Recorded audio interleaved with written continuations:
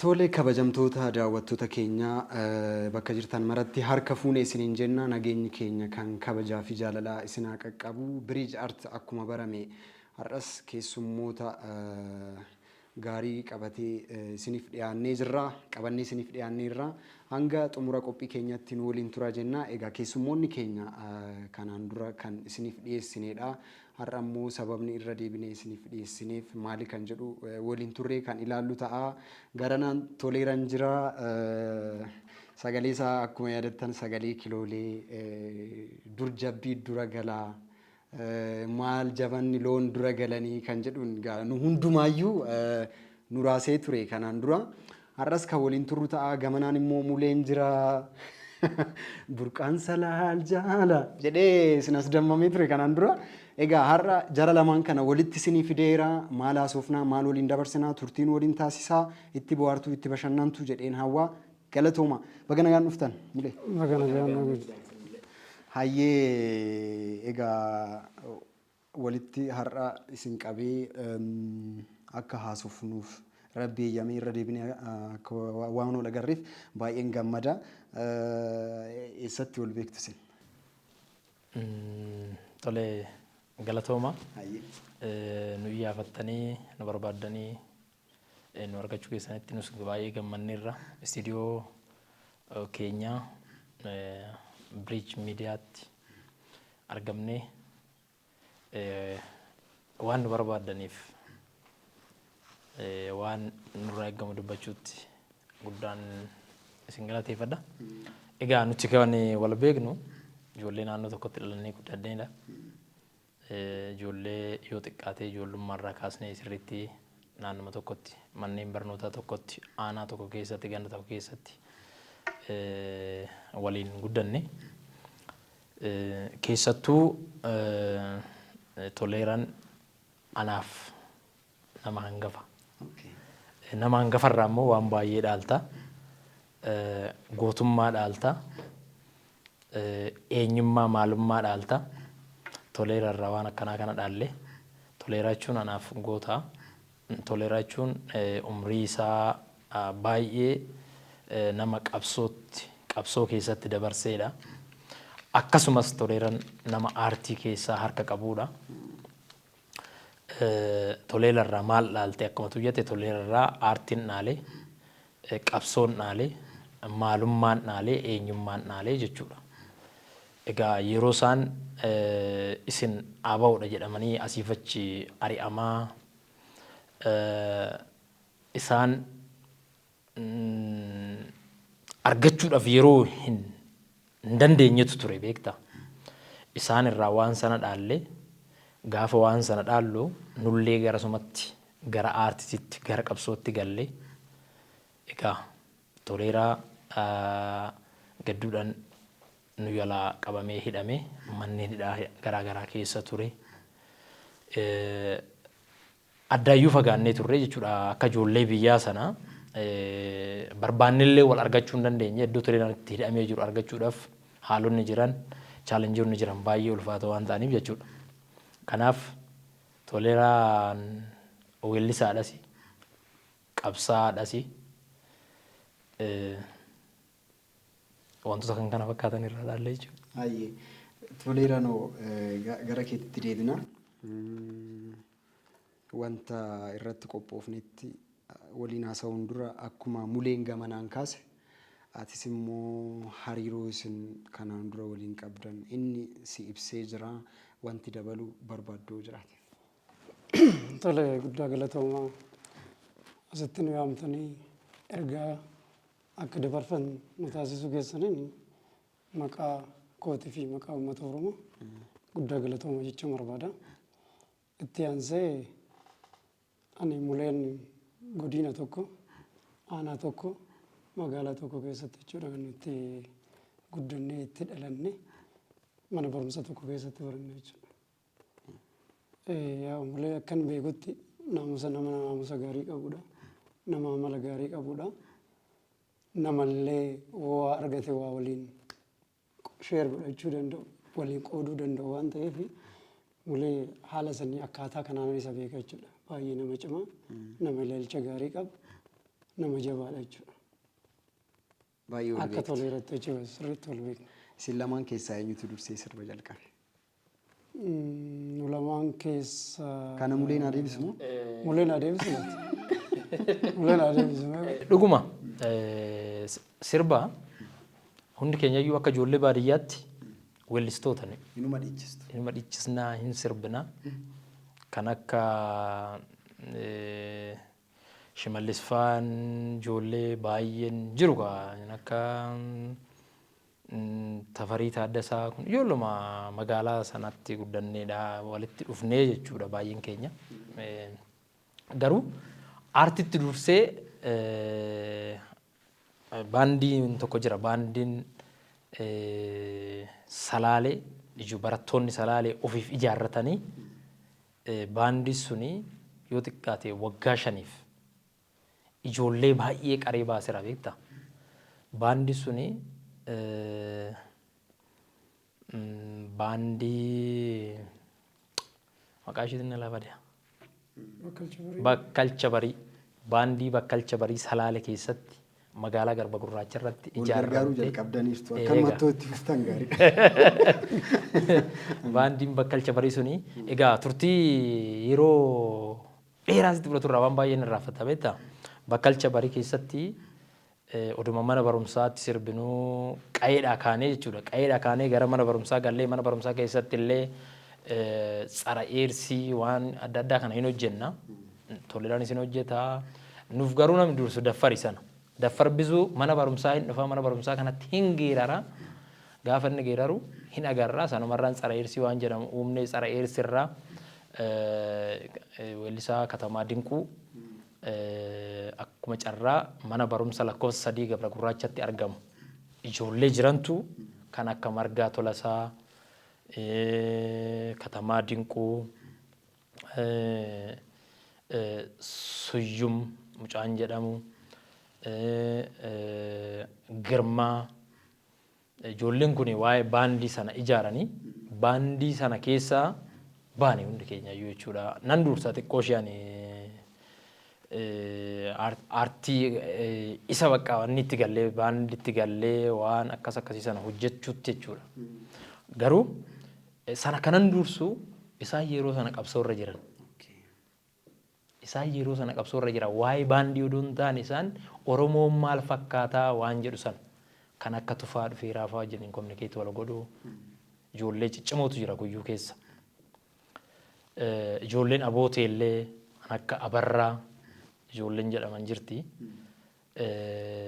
Ijoolleen suni baay'ee wal ijaaranii bakka qabsoo haala gaarii ta'een gaggeessaa warra turanidha jarri kun. Nuti garuu aartii irratti dipeend taanee hojjechaa turre yeroo sanaa jechuudha. Kanaaf aartiin an dursuun didu Toleeraa. Weel. Haa ta'uuti Toleeraan kanaan dura akkuma ati nuuf himtes interviyuu keenya yookaan immoo waliin turtii keenya kanaan dura taasisan irratti Toleeraan dhimma qabsootiin akkuma amma ati kaaste saba Oromoof jedhee waan inni hin dabarsine hin jiru. Yeroo sanatti silaa osoo akkas ta'uu baatee sirba yeroo tokko jalqabuu dandeessu yookaan immoo naannawa tokko jalqabuu dandeessu wanta jedhu kaasuu barbaaddeti.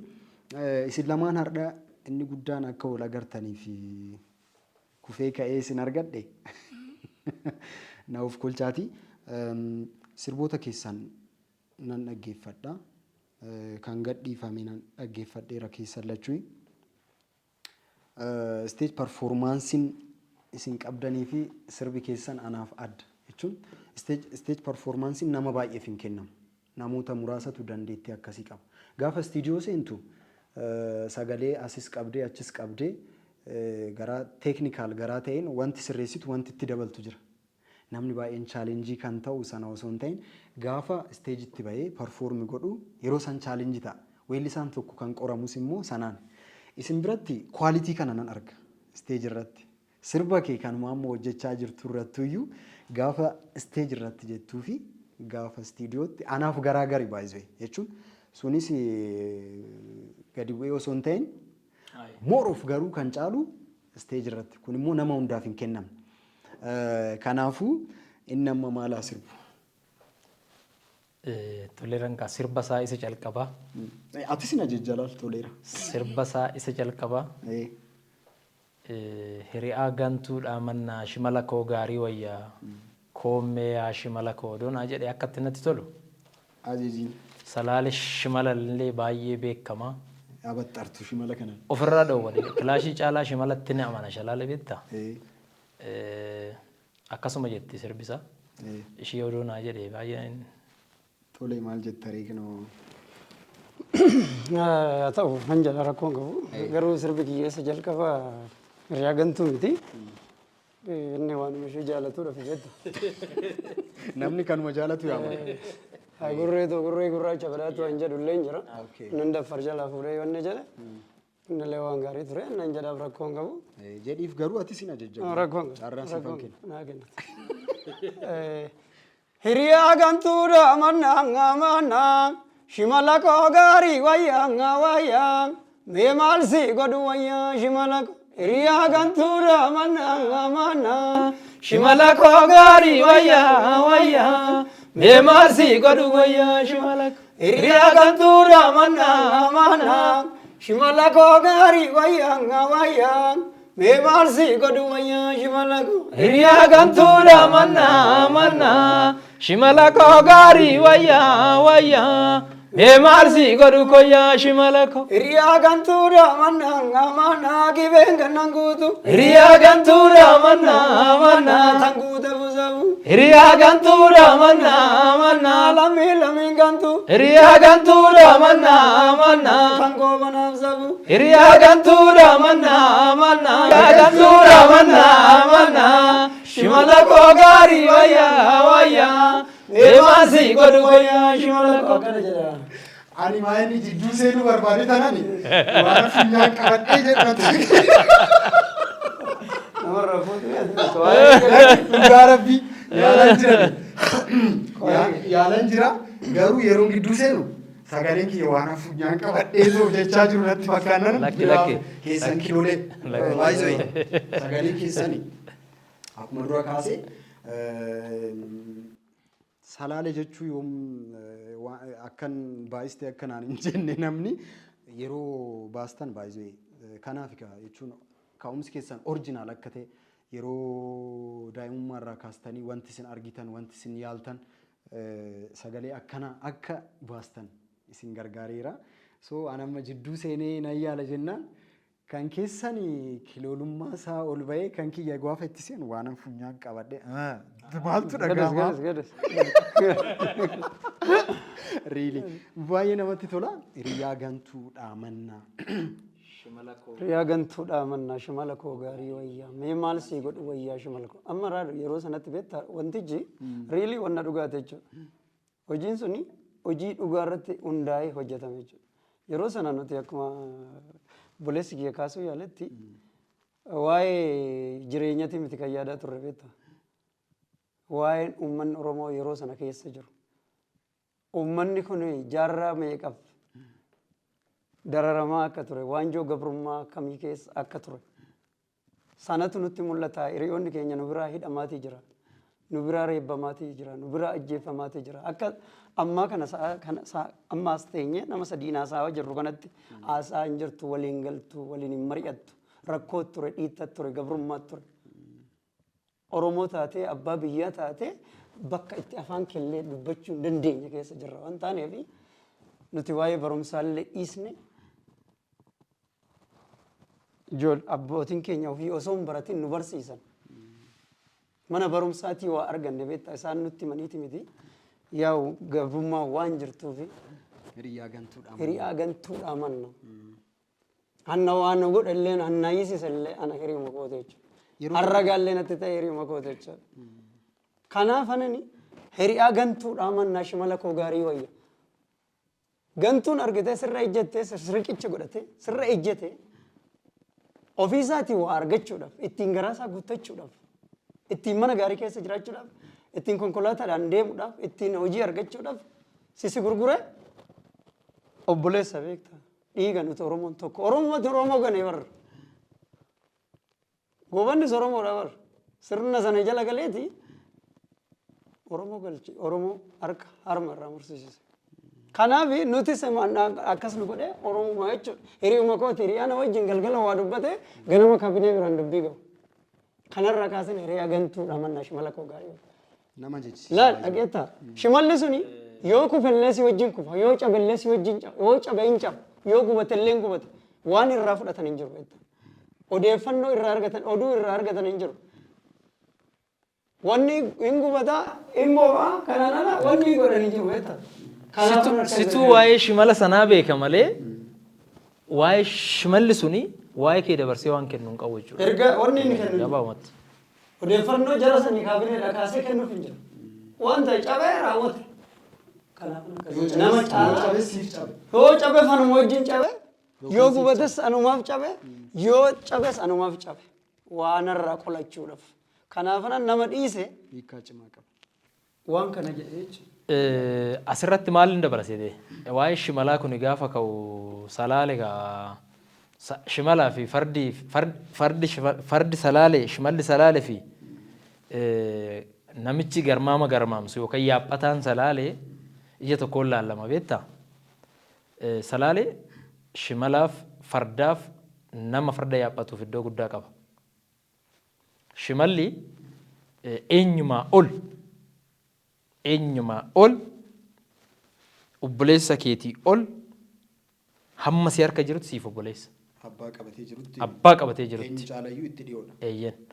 Akkuma aadattuu immoo yoo ilaalte shimalli salaale biratti ulfina guddaa qaba. Baramaadha. Namni gaafa ati daandii deemtu shimala ati qabattee deemtu ilaala beektaa? Harka kee si odoo hin taane shimala harka kee jiru ilaala. Shimalli suni osoo si bira ga'ee waa'ee shimala sanii illee ilaalle hangii shimala sanii ilaalu beektaa? Shimalli salaale biratti aboote warra jaarsoo dhaayee darroo kuyyuu sululta gadi yoo dabarte shimalli uummata Oromoo Tuulamaa kana biratti iddoo olaanaa qaba. Iddoon olaanaa inni qabus maalinni shimalli koodee gaafa rakkinaatii ijoollee Oromoo salaalee yoo ijoollee Oromoo Tuulamaa biratti shakkii tokko malee jechuudha. Kanaaf waan hiriyaa gantuudhaan mannaa shimala koo gaarii wayyaa koommeyaa shimala koo anis kanaafan jaalladha sirba sana. Namni si gana beektaa? Namni si gana yeroo sanatti shimala kee harkaa yoo qabaatte ta'e si baasa. Wanti du'a nama oolchu hin jiru du'a si oolchuu danda'a shimalli si harka jiru yeroo sanaaf jechuudha. Yoo qolannaa jirtu gaafa bitaa mirgaan fuudhanii sirra buusanii nama ulee sirriitti qolatu yoo ta'e gamaanis gamanaanis yoo dhufe si baasa. Gadhee shimalli gargaaruu hin danda'a yoo qolannaa hin dandeenye. Hin danda'u. Gadhee shimalli hin gargaaru. Waa'ee shimalaa kaastanii waa'ee qolannaa saasa'uu waan barbaachisa. Gadhee shimalli hin gargaaru. Gadheen ofiifuu gadheedha. Lukatu baasa. Gadhee lukatu baasa. Gadheen hin fiiga. Shimala yoo doo qabate gatee fiiga. Maqaa shimala sanaatu maqaa balleessa beektaa? Shimalli nama dhiira ta'e biratti, nama goota ta'e biratti, nama qolachuu danda'u biratti shimalli si oolcha du'a. Akka aadaa Oromoottis shimalli guyyaa gaafa cidhaa, guyyaa gaafa haamaa bobbaatu, guyyaa gaafa qonna bobbaatu, guyyaa gaafa ayyaanni waggaa jiru ittiin sirbitaa, ittiin dhiichiftaa. Of eeguudhaaf illee qabattee baataa jechuudha shimala. Shimalli salaale irratti kilaashidhaa ol kabajaa guddaas qaba. Kabajamuus immoo waan qabudha. Kanaafuu hiriyaa guddaadha manna. Shimala koo sin abdan. Waa'ee qolannaa irratti. Sinitti haa tolu. Amma immoo dabareen kan keeti. Gara biraatti ce'uu keenyan dura inni si ajajeera. Atis immoo akka wanti akka inni akka jedhu barbaadu yookaan immoo wanti ati barbaaddu akka inni jedhu. Wanni muleen beektaa natti tolu keessa goota keenya goota salaale jalqabaaf kan faarsamuudha jechuudha. Taaddasaa Birruu. Taaddasaa Birruu isa Maandeellaa leenjise. Kanaafuu sirba sana akkanaa sirbuun barbaada beekta. Taaddee goota Oromoo. Egaa tole. Egaa. Taaddee goota Oromoo egaa jettee booda waa'ee taaddee si naasuuf. Waa'ee Oromoo hin naasuuf naarra sirriitti waa'ee goototaa waa'ee wanti nuuf hin jiru. Yaa taaddee goota Oromoo koo maaltu mawaalee maqaa kee hidhabu aboote gadi ilaalee manni barumsaa sini maqaa kee. Taaddee goota Oromoo koo maaltu mawaalee maqaa kee hidhabu aboote gadi ilaalee manni barumsaa sini maqaa kee. Yaa taaddee goota Oromoo koo maaltu mawaalee maqaa kee hidhabu aboote gadi ilaalee manni barumsaa sini maqaa kee. Yaa taaddee goota Oromoo koo maaltu mawaalee maqaa kee hidhabu aboote gadi ilaalee manni barumsaa sini maqaa kee. Yaa taaddee goota Oromoo koo burqaa guddaa maamboo keessa. Yaa taaddee goota Oromoo koo mirraa marsaa daakiyyeeni. Yaa taaddee goota Oromoo koo qeerreensa caalu. Yaa taaddee goota Oromoo koo si nyaatte kaasis biyyeeni. Yaa taaddee goota Oromoo koo yaa taaddee amaa gariisa. Yaa taaddee goota Oromoo koo yeroo silaa hinuma deema. Yaa taaddee goota Oromoo koo seenaan kee barreeffamuusa. Yaa taaddee goota Oromoo koo baay'ee nama gammachiisa. Yaa taaddee goota Oromoo koo jenneet itti fufu. Akkasitti deemne. Akkuma isinuu jettan artiistiin gaa yookaan artiin wanti hin kaasne hin jiru. Artiin waan baay'ee hammataa, artiistiin immoo artii sana keessa yookaan waan itti mul'ate baasa. Wanti nama biraa biratti hin mul'anne imaajineeshiniin artiistii bira jiru wanti gara addaatiin ilaala sii gale. Kallattiin ani marga itti hubadhuu fi kallattiin ati itti hubattu adda. Wanta hubatte san immoo artikuloota gootee fiduun wanta sanaaf immoo lubbuu kennaa jechuudha. Amma waa'ee Taaddasaa Birruu kaasuun dirqama lammummaatis gara artii qofa osoo hin ta'in artiin dirqama isaati waan sana kaasuun. So mee waa'ee goototaa immoo xiqqoo irraa haasofna. Tole egaa Salaalee goota baay'eetu jira. Salaalee gootota baay'eetu jira. Oromiyaa akkuma golii galatti baay'eetu jiru. Kan akka Abbichuu Bayyanaa Salaalee, Qagarii Tulluu, Badhaadha Dilgaasaa gootota Salaalee warra dhugaaf qabsaanidha jarri kun beektaa. Abbichuun illee nama Xaaliyaaniif chaalenjii umurii isaa waggaa 15 akkasii jedhama. Kitaabni illee barraa'ee fiira. Akkasuma namoonni naannoo inni itti dhalate san illee nama beeka beektaa. Abbichuu Bayyanaa jechuun nama ijoollummaatti dhimmi Oromoo dhimmi biyya kana dhimmi Itoophiyaa manaa baase akka jedhameeti. Akka namoonni baay'een maqaan isaa kaasuu jiranitti.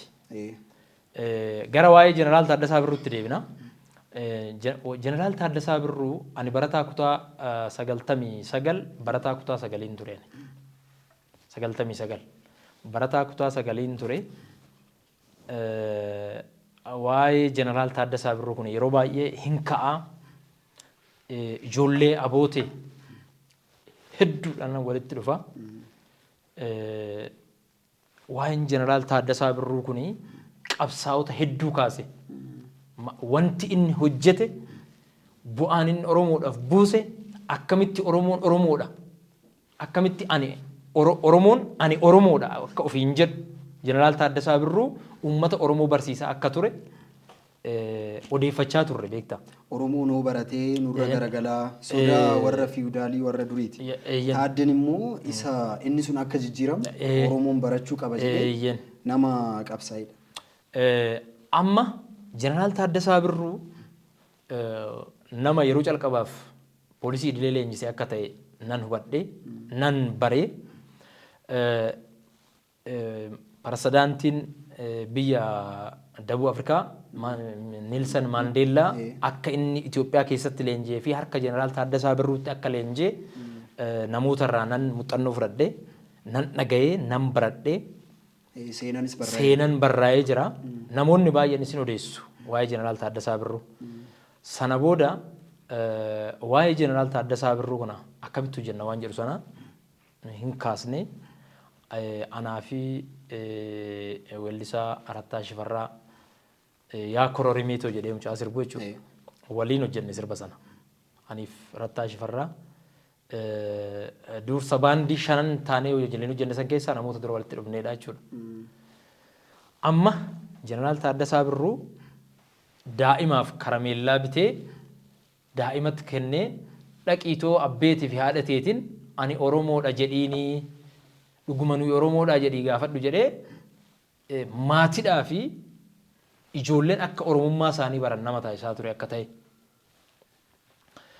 Jeneraal Taaddasaa Birruu aboote keessatti siree mursee naannoo Madaalamii bakka jedhamutti akka dhalate. Namichi kuni bara sirna Haayila Sillaasee 1956 lakkii ani Oromoodha Oromummaa bara sana dhoosee kan baase jedhama beekta. Bara 1956 mootummaa Haayila Sillaasee irratti fonqolcha wayitu godhame jedhama. Isa sana irratti Jeneraal Taaddasaa Birruu biyyi kun nagaa argachuudhaaf jedhee gahee guddaas nama taphate jedhu beekta. Wantoota sana irraa kaanee wantoonni Jeneraal Taaddasaa Birruu hojjetan kitaabni barreeffamuu fi bichaa osoo hin taane sirbamuu fi bichaa osoo hin taane naannoo inni itti dhalate magaalaa Ejeree sanitti piraamidiin hojjetamuu fi akka qabu siidan magaalaa hidhabu abootee Ejereetitti hanga irraatti siidan hojjetamne siidan hojjetamuu fi akka qabu hin hubanne keessattuu akka godina Salaaletitti akka godina Shawaa Kaabatitti godina Salaaletitti Jeneraal Taaddasaa Birruu qabsaa'ota kan caalaa ani Oromoodha jedhee nama irbaata affeeruudhaaf jedhe Akililuu Habtewald Ittaanaa Pirezidaantii yeroo sanaa kan ture lakki Oromummaa waan dursuuf namichi waan ta'e jedhaanii dhiisee deeme jedhama. Waan sana hin qoranne Jeneraal Taaddasaa Birruun nama sirbamuu fi qabu, nama kitaabni barraa'uu fi qabu, nama Salaalee goota akkanaa kana qabaachuu haala gaadhaan Oromoon goota akkanaa kana qabaachuu ifaan ifatti nama ifoomsedha. Sanarraa kaanet yeroo sana waa'ee Jeneraal Taaddasaa Birruu sirbine osuma jennu garuu Dajanee ifaan nu dursu Dajaneeniif Lammaan. Egaa tole tole tole tole tole tole tole ajoollee Salaalee abootee dhalatee goona Oromoo Taaddee Birruu qeerransi diinarra jetee morma kalee Taaddasaa koosi nyaattee biyyeeni jedhan. Jarri kuni artistoota jalqabaa bara ammayyaa kana waa'ee Taaddee yeroo isaan kaasanii isaan irraayis wanni ta'e wanni fudhannee jira. Sanarraa kaanee waa'ee Jeneraal Taaddasaa Birruu kana sirbee jechuudha. Gara gaafii biraatti ceena. Isin lamaan keessaa abbaan barbaaddannaaf deebistu. Siyaasa fi aartii akkamitti ilaaltu jechuun aartiitu siyaasa keessa jira jettanii yaaddu moo siyaasatu aartii keessa jira? Jara kana gargar baasuun ni danda'ama. Keessumaayyuu waa'ee seenaa Oromoo gaafa kaasnu akkuma muleen dura kaaste Oromoon Oromummaa isaa qabatee akka itti fufu artistoonni aarsaa kaffalanii maaliif aarsaa kaffalan? Maaltu aarsaa isaan kaffalchiise? Waan sirbaniif moo waanuma sirbaniif moo yookaan sirbatti fayyadamanii waan qabsaaniif waan kana akka kaasnu barbaadetan akkamitti ilaaltu siyaasa fi aartii? Keessumaayyuu siyaasa Oromoo kan raasaa ture artistoota waan ta'eef ispeeshaalii gama sirbaatiin fa'a. Naakaasaa. Akkamitti ilaaltu siyaasa fi aartii? Siyaasa fi aartiin gargar bahee hin ta'u. Aartiin fi siyaasni wal qabataadha. Aartiin ibsituudha. siyaasni immoo waan haala yeroo laallatee geggeeffamu haala yeroo yookaan immoo waan saba tokko fakkaatu waan aadaa biyya tokkoo fakkaatu waan biyyi tokko fakkaatu akkaataa biyyi tokko ittiin bultu akkaataa biyyi tokko ittiin deemtu siyaasni. Aartiinis akkasuma waan biyyi tokko fakkaattu aadaa fi uummata sana ibsa. Siyaasaaf aartii gargar baasuu hin dandeessu. Siyaasnumtuu aartiidhaan ifee mul'ata. Jetta.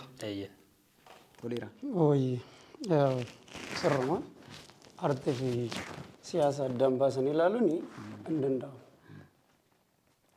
Aartiin lafee dugdaa waan hundaati. waan hundaati. Siyaasas dabalatee.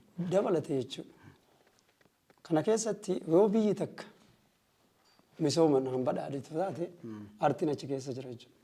Yoo biyyi takka immoo jeequmsi wayii jiraate wal rukunnaa wayii jiraate lolli wayii yoo jiraate achi keessatti maaliin ibsita aartiidhaan ibsita jechuudha. Fakkeenya warroonni sirnoota darban keessa sirna san keessa ta'anii bara afaan Oromoo reediyoo cabsa bara jedhamu keessa ta'anii warri waa dabarsan wallistoonni keenya baay'ee jiru jechuudha. Quuqqadha. Maaliin dabarsan? Aartiidhaan dabarsan. Sirbaan waan sana uummata kanatti ergan beekta. Asuma gaafa achi as dhiina achi as dhufnu jechuudha. Sirna yeroo dhiyoo kana keessatti jechuudha. Itti kaafaa fudhadhu.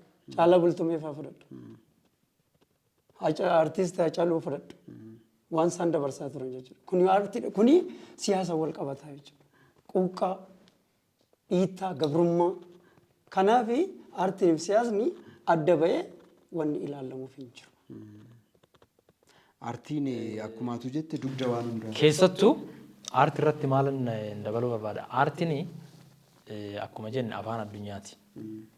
Aartii namni afaan danda'uu baatee aartii namoonni hedduun ni dhaggeeffata. Waan sun immoo miira keessa si galcha. Gara hiikumsaatti gara deemamuutti fa'aa dhufa. Gaafa sana maalummaa saba sanaatii fi maalummaa biyya sanaa bara namni waa'ee aartii sana beekuu jechuudha namni dhaggeeffatu. Kanaaf siyaasni fi aartiin akkamitti wal fakkaata yoo jettu achirratti diippilii gadi bu'ee waan dubbadhu maa inni sirnoota kaleessa darban biyya kanarratti akka Oromootti nuti akka Oromootti afaan Oromoo dubbachuun akka yakkaatti bara laallamutti ture. Afaan Oromoo dubbachuun akka xiqqeenyatti afaan Oromoo dubbachuun akka ati nama hin taanetti ilaalamaa ture. Identitii walirraa baasuu walirraa.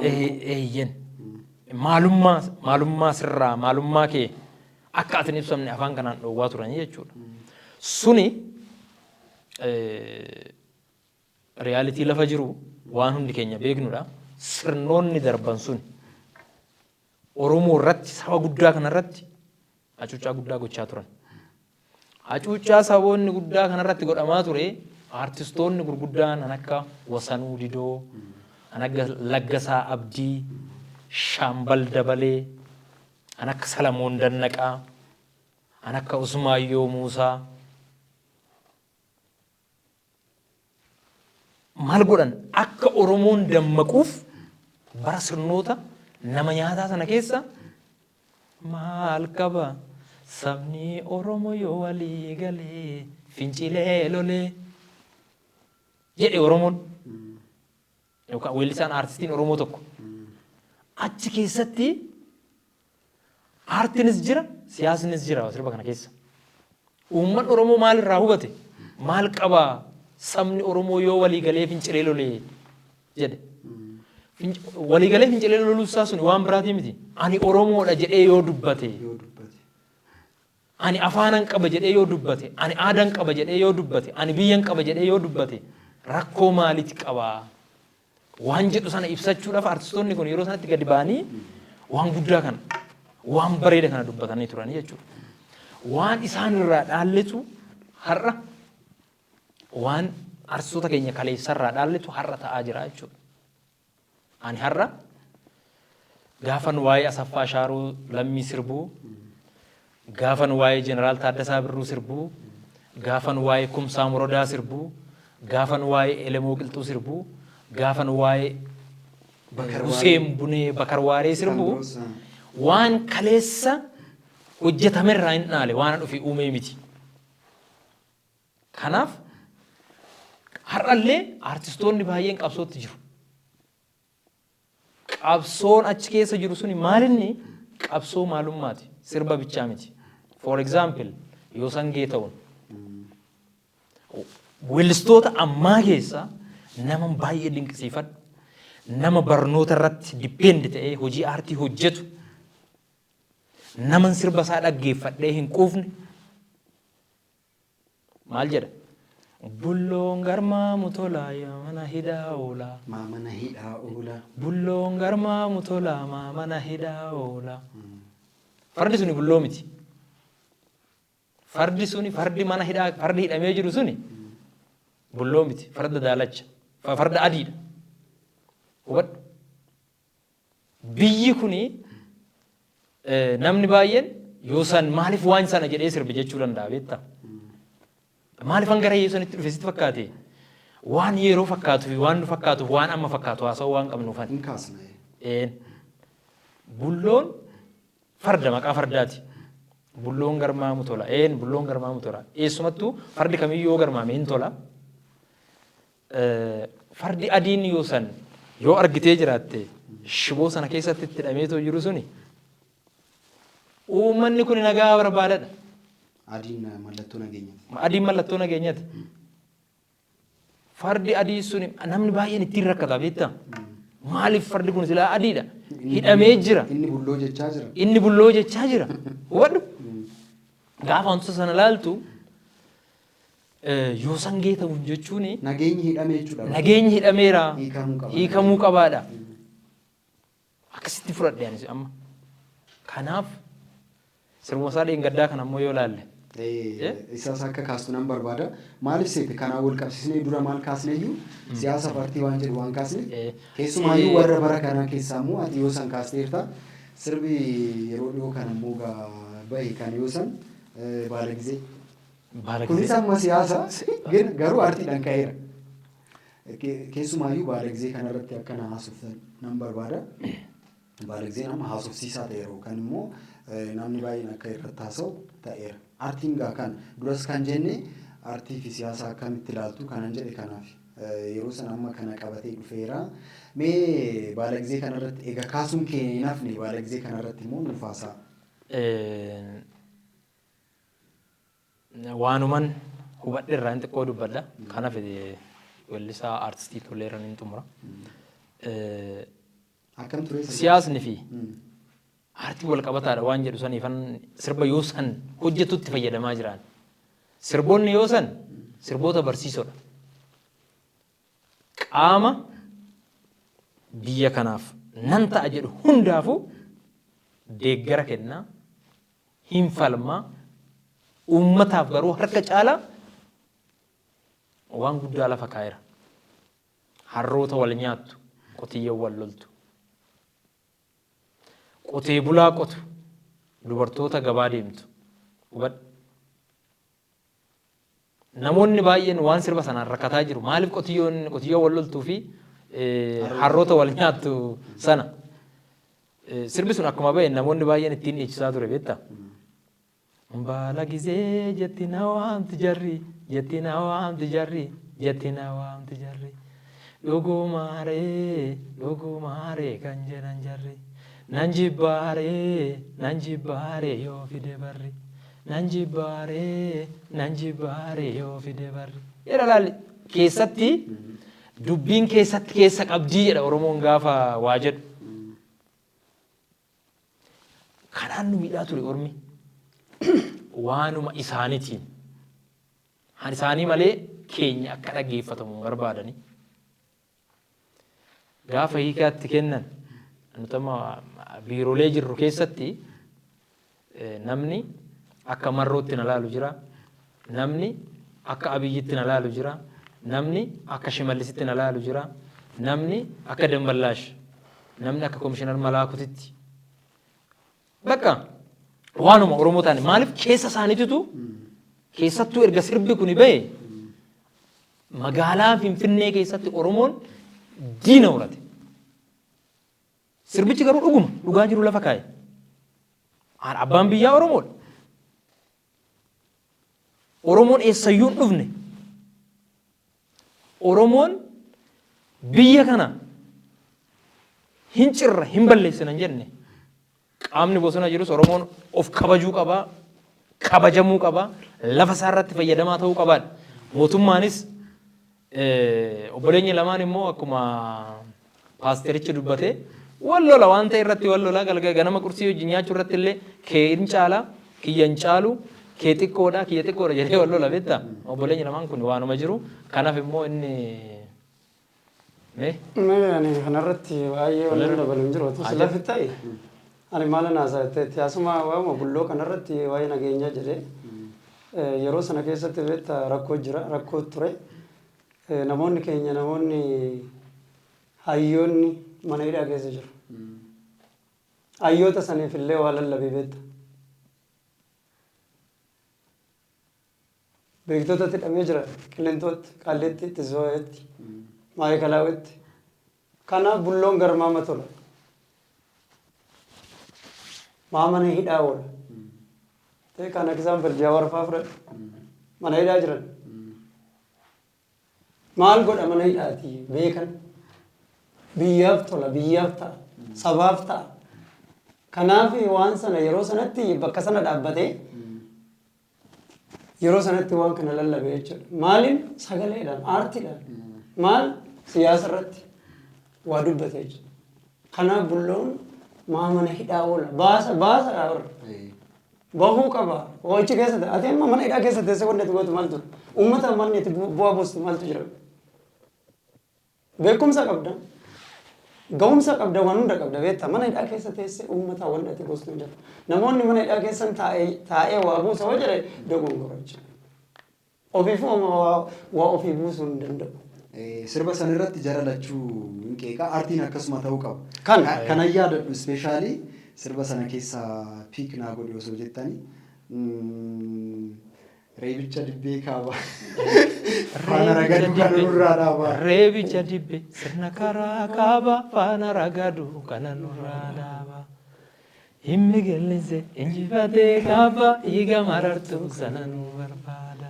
Kanaaf waan kana dubbate jechuudha argite. Ammas immoo as deebi'eetuma. Jaralachuu hin gorsee. Ammas asuma deebi'ee baala gisee kanaan dura illee si dubbadheen ture wayii yaadattee jechuudha. Baala giseen eenyu? Taranyinnet, ብሔርተኝነት ኦሮሞ irratti jechuudha. Eenyutu harkiloon jiru eenyu? Abiyyi. Isaan abiyyi duraan keenya jedhan. Oromoon abiyyi keenyaa miti jechaa ture. Har'a garuu keenya miti. Jarri keenya miti jechaa jiran. Eenyuun jechaa jiran Oromoodhaan. Maqaa kaleessatti illee ittiin waamaa jiran jechuudha maqaa sana. Jarri ollaa keenyaa eessummaan keenya maal dura yaallatu seeti? Qabeenya keenya. Qabeenya keenya qofa. Lafa keenya qofa. Malee Oromoo saba Oromoo jedhu kan arguu illee hin fedhani beeke. Bofa marga keessatti jira. Bofti marga keessaa karaa siidduun argitaa hin argitu bara. Siidduu qofa argita. Jarri ammas rirma nuuf hin taatu. Kanaaf baala gisee jedhe baala giseen kun eenyu nuyi? Oromoodha. Ani baala gizeedha ofiin hin jenne beektaa yoo sanarralle. Nuti baala gizeedha. Dhuguma baala gisee. Dhuguma nuti baala gizeedha. Gaaffidha question. Gaaffidha. Gaaffii teechise. Yodoo ta'e immoo hin badaare. Hin dinnaare. Garuu hin taane odoo ta'e hin dinnaa'e. Isa hidhatee bosona jiruun illee waa jedheenira. Isa aangorra jiruunis jedheenira. Qotiyyoo wal nyaattu eenyu? Oromoof Oromootu wal nyaachaa jira. Oromootu Oromoo ajjeesaa jira. Sirna kam keessatti godhamee kan hin beekne. Sirna ammaa kana keessatti jiru. Sa'a ammaa kana keessatti dhiigni Oromoo lolaa jira. Oromoon du'aa jira.